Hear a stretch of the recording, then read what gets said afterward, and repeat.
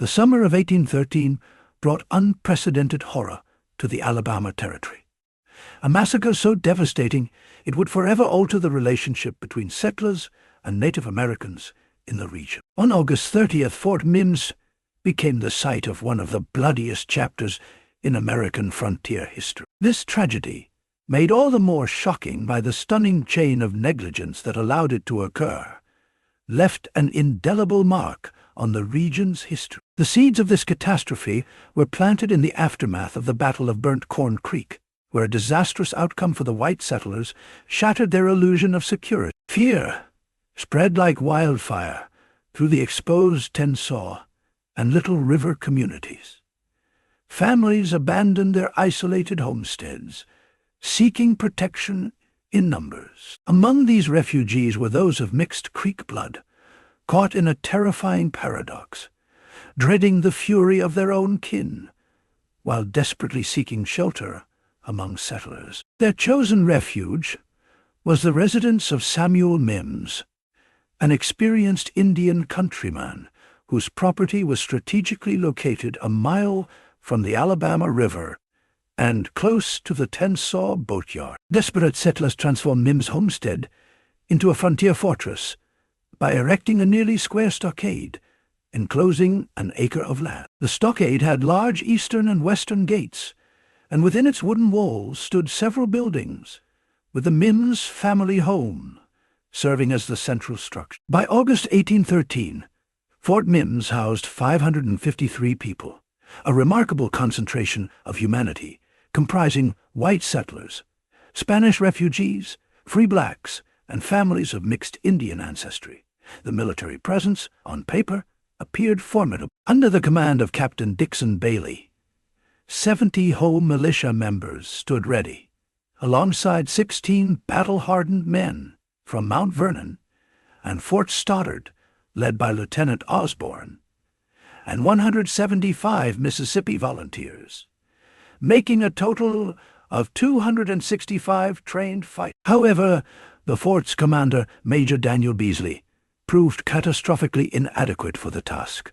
Despite repeated warnings from General Claiborne, Beasley ignored crucial advice to strengthen the fort's defenses. His overconfidence, reportedly fueled by alcohol and arrogance, transformed Fort Mims from a potential stronghold into a death trap.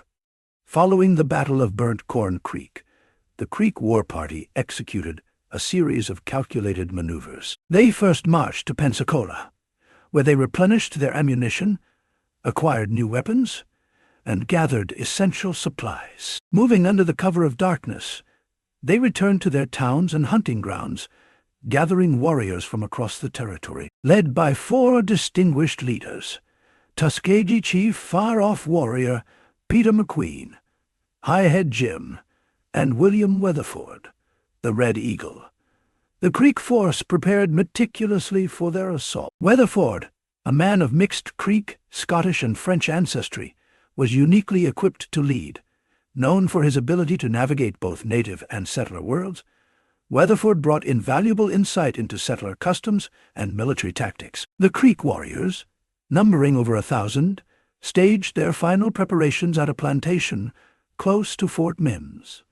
Weatherford's leadership was marked by tactical brilliance and a deep understanding of the psychological aspects of warfare. In a bid to intimidate the settlers, he allowed captured black prisoners to escape, knowing they would carry warnings to Fort Mims. Despite these clear signs of an impending attack, Beasley remained dismissive and overconfident, sealing the fate of the fort's inhabitants. Inside Fort Mims, warnings of an imminent attack came from multiple sources, including seasoned backwoodsmen and even enslaved individuals who had ventured beyond the fort.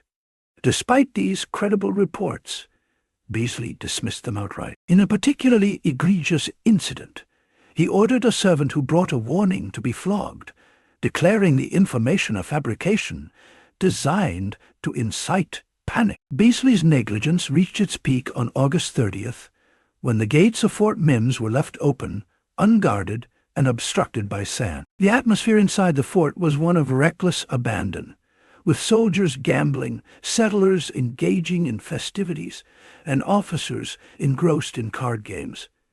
Even a fresh warning from an experienced scout, Jim Cornell, was mocked and ignored. Cornell, a respected frontier scout, arrived at Fort Mims in the early morning hours, breathless and visibly alarmed.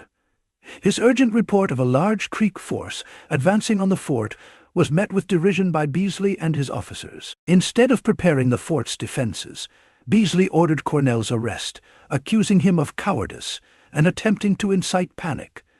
At noon, as the settlers gathered for their midday meal, the Creek warriors launched their assault. Emerging from the surrounding forests in a coordinated wave, they crossed the open ground with stunning speed. Major Beasley, belatedly realizing the gravity of the situation, rushed to close the gates, but was struck down by Creek warriors before he could do so. Led by Weatherford, the Creek force poured into the fort. Despite initial resistance from Captain Dixon Bailey and the militia, the defenders were quickly overwhelmed. The battle devolved into chaos, with settlers and soldiers fighting desperately for their lives. Women and children sought shelter wherever they could, while the Creek warriors pressed their advantage, using their intimate knowledge of the terrain and superior numbers to devastating effect. The initial moments of the attack were marked by intense violence. Creek warriors, painted and armed with tomahawks, bows, and muskets, swarmed the fort's defenses. Despite being heavily outnumbered, Captain Bailey and his men fought valiantly, holding off the attackers long enough for some women and children to seek refuge in the bastion, a fortified section of the fort. Amid the carnage, acts of bravery and humanity emerged. Captain Dixon Bailey, despite being severely wounded, continued to organize the defense.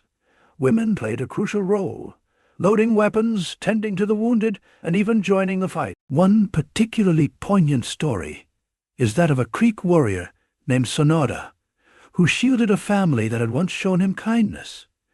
As the battle raged on, some survivors managed to escape. Samuel Smith, a man of mixed ancestry, led a group that broke through the fort's walls using axes. Hester, a wounded black woman, displayed remarkable determination by paddling a canoe through the night to deliver news of the massacre to General Claiborne. By the end of the day, Fort Mims lay in ruins. Of the 553 people inside, only about 50 survived. The massacre had a profound impact on the region, prompting a military response that would culminate in General Andrew Jackson's campaign against the Creek Nation. The survivors' harrowing stories and the sheer scale of the tragedy ensured that the massacre at Fort Mims would be remembered as one of the darkest chapters in American frontier history. Fort Mims serves as a stark reminder of the cost of arrogance and negligence. It highlights both the capacity for human failure and the potential for extraordinary courage in the face of overwhelming odds. Today, the site stands as a testament to those who perished and those who fought to survive, offering lessons that resonate through history. In the wake of the massacre, a wave of outrage swept through the American frontier. Settlers and military leaders alike recognized the need for a decisive response to the Creek uprising. General Claiborne, deeply shaken by the news of the massacre, mobilized his forces for a retaliatory campaign. His efforts, combined with those of General Andrew Jackson, would lead to the eventual defeat of the Creek Nation at the Battle of Horseshoe Bend in 1814. The Fort Mims Massacre is not merely a story of bloodshed. It is a chapter in the complex history of American expansion, native resistance, and cultural collision. It underscores the tragic consequences of miscommunication, arrogance, and the failure to heed warnings. It also serves as a testament to the resilience of those who survived and the bravery of those who fought against insurmountable odds. Thank you for watching Native Legends and History Stories. We believe in telling the unfiltered truth of America's past. If you found this story compelling, please like, subscribe, and join us as we continue to uncover the defining moments that shaped our nation. See you in our next episode.